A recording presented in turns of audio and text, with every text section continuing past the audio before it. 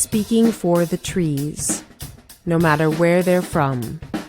The podcast.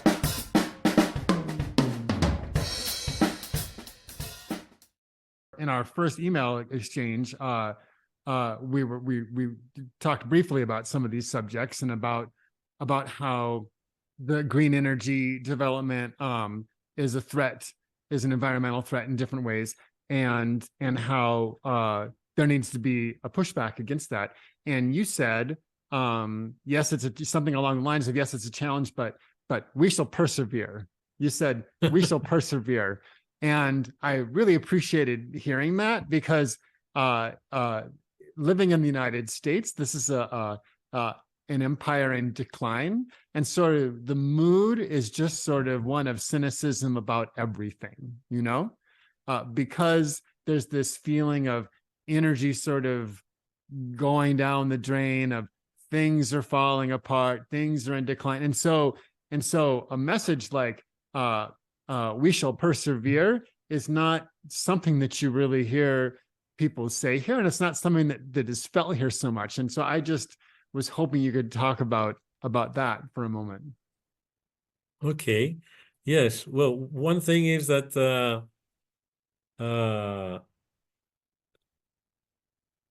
when you learn more about what is really happening and what is the reality, in a way, what it all points down to is that we must look at nature, and we shall persevere also may refer to the fact that nature will find its way, one way or the other. Right.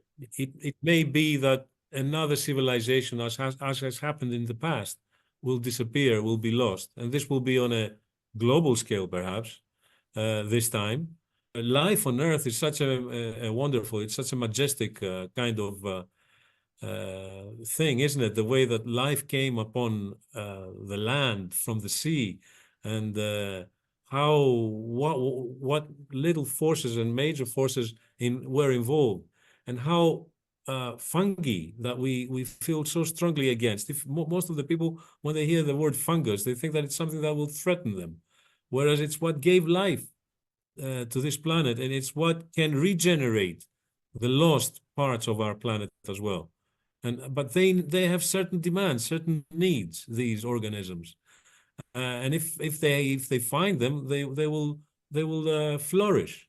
So in a way, when I wrote you this, it had to do with the fact that I believe that life is not just us. Life is everything. So I'm optimistic that we will find the route. We'll find the way, because again, nature is the truth, isn't it? It's if you look at nature, there's no denying it, that there are certain things that you need, that are necessary. Nature is the kind of complete law of life.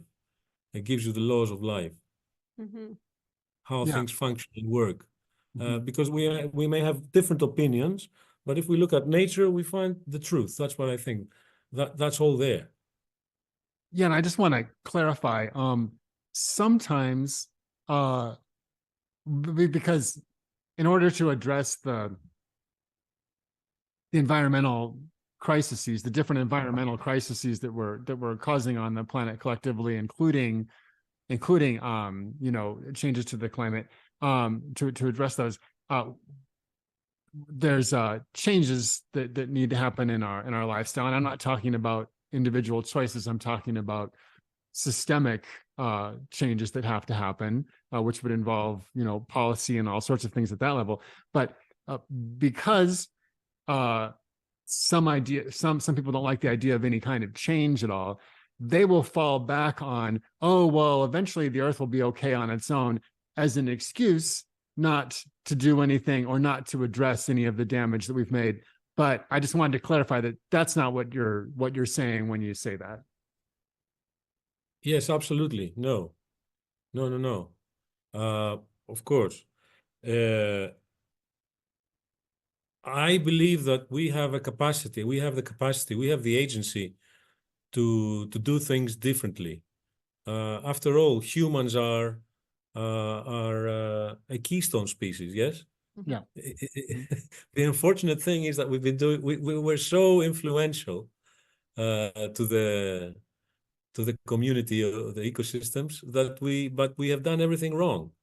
We've been doing it the wrong way for many, many years, for thousands of years. Yeah. We've made mistakes that have brought upon us many sort of difficulties that we have actually inherited. I don't know if you've read this excellent research paper that claims that the Sahara is a man-made. It's the result of man-made of human activity, and not necessarily only this axis thing that was the prevailing kind of narrative about the Sahara formation. There's this nice work by an archaeologist actually who found that it was due to human activity back in the almost, I'm not sure about the numbers, but perhaps 10,000 to 8,000 years ago. Wow. So if this is true, which seems to be very well documented and explored, you see, we have changed so much, and that's what may make us a bit more happy and optimistic. The fact that we have such power that if we decide to change the way things are going, we are completely able to do it. As Walter Jenner says, he uses the word nicely. He says, we are responsible from the word responsibility, Nice. We are able to respond. So let's respond. Let's do it. What he proposes to be done, he says that if we actually start working on all the proposals, within 10 years, things will be completely different. But we need to start doing it, because if we don't, we are we're very close to the edge, unfortunately. Yeah. And it's all these very extreme events, the tipping points that may come, and one more, and then another, and so on. And some people claim that we're really on a very thin rope, that it may crack any time from a tipping point event. And but this brings fear and pessimism. We shouldn't be like that.